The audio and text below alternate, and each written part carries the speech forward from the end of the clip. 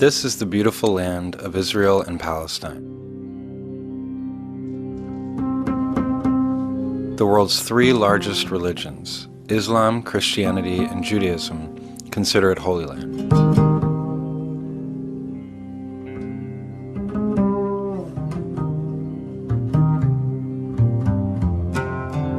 Each year, millions of people from around the world come here to pray for peace and prosperity. Yet this land is also a major center of conflict in the world today.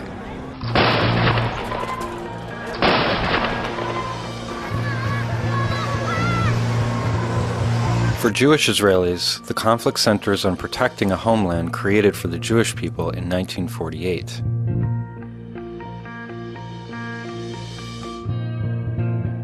For Palestinians, it is about resisting decades of colonialism,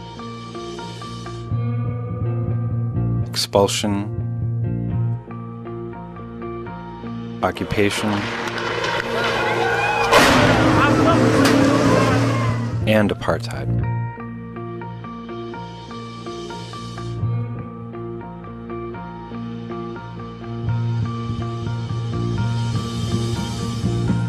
Most people identify apartheid with the grotesque system of control that existed in South Africa from 1948 to 1994, in which the white minority ruled over the black majority, stole their land, and deprived them of basic rights. It was a system reviled by the whole world, and it eventually crumbled under the combined pressure of internal resistance and international sanctions. Today the word is back, and with it too is a growing global movement to end the Israeli version of apartheid.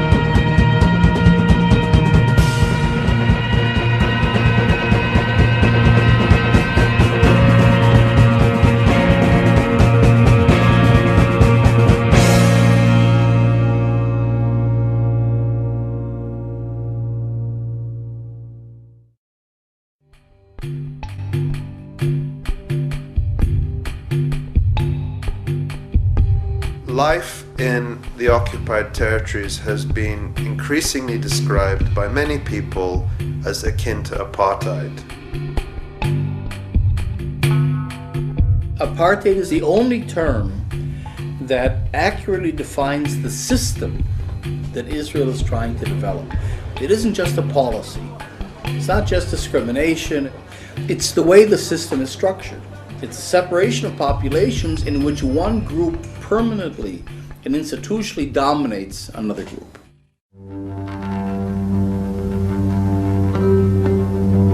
Apartheid was the attempt to separate people and allow resources and privilege and rights to flow to people on the basis of the separate groups in which they were categorized. The architecture was amazing. First you give people an identity. Then, of course, you give people pass laws, so you define how they can move freely, and you construct blockages for the movement of people.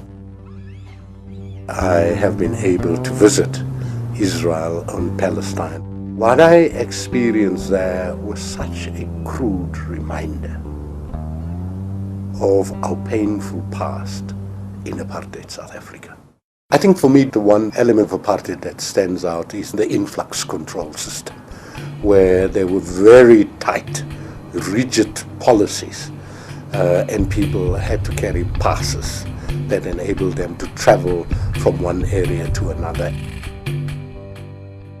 The pass was much more than an identity document. It was a mechanism to ensure the control over people's movement and where people lived.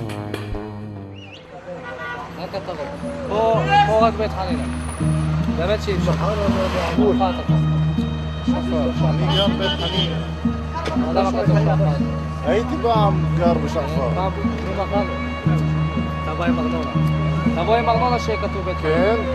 לך אתה תשמע, אתה מעל גיל 55, ומחר אתה לא עובר פה, רק אתה רואה. בסדר?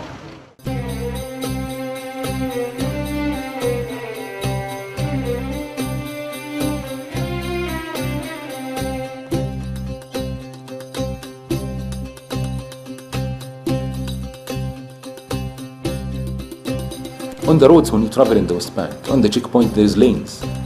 Lane for the settlers where they bypass the checkpoint, and lanes for the Palestinians where they stuck there for hours.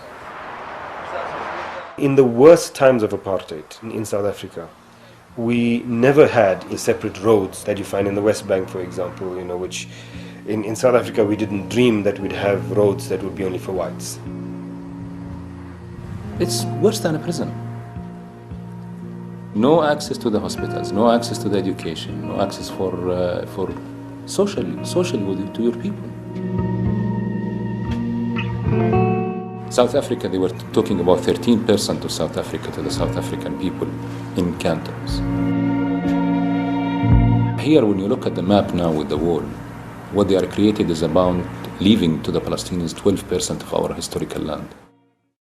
In the South African context, the attempt by the apartheid government was to de-citizenize more than 80% of the South African population, and then give them new citizenship in some kind of a fantasy entity, Botswana, Transkei, etc. So the South African state could say, you have no claims over us, you're a citizen of Botswana. The vision was to create a demographic white majority, at least of citizens, even though you were going to have the others in your midst. They embarked upon this remarkable experiment of trying to cut up the country into Bantustans. It was to create separate states. It was not so much a two-state solution as a multi-state solution. To me, the big analogy was that South Africa, in taking these two choices, where you've got two or more nationalisms laying claim to the same country, you either got to find a way to live together, or you've got to have a fair partition.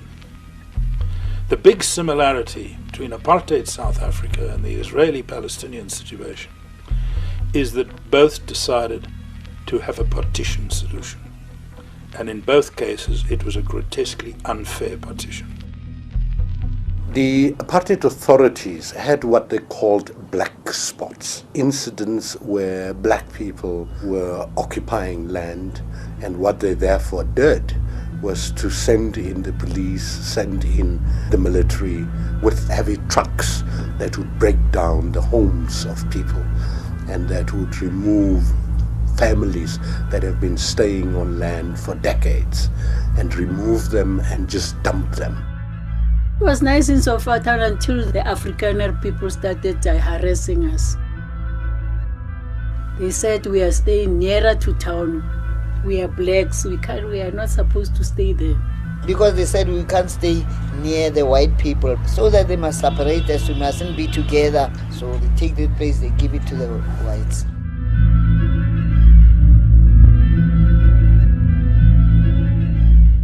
They give us only 1 day's notice. Tomorrow you are moving. The truck will wait outside, and then the soldiers will go into the house, remove the furniture into the truck.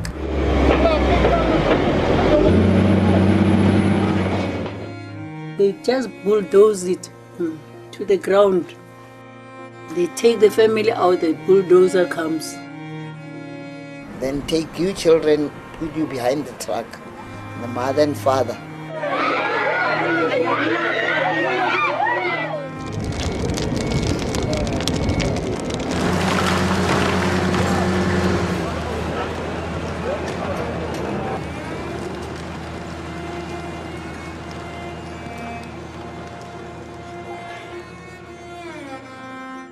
The house demolition issue is one of the most painful parts of the occupation. If you deny Palestinians a home, and connected to that is a concept of homeland, on two levels you're denying them a home, on the individual level and the collective level. The message is get out. And that's really the message of the house demolition policy.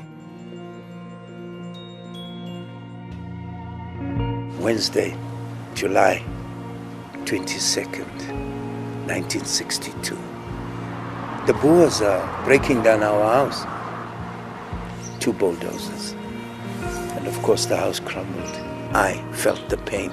It was my blood, my bones, our flesh that was being broken down.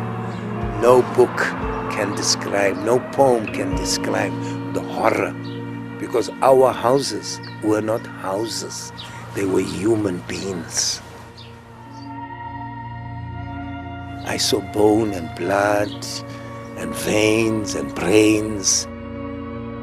Their houses are being demolished because Israel wants their land.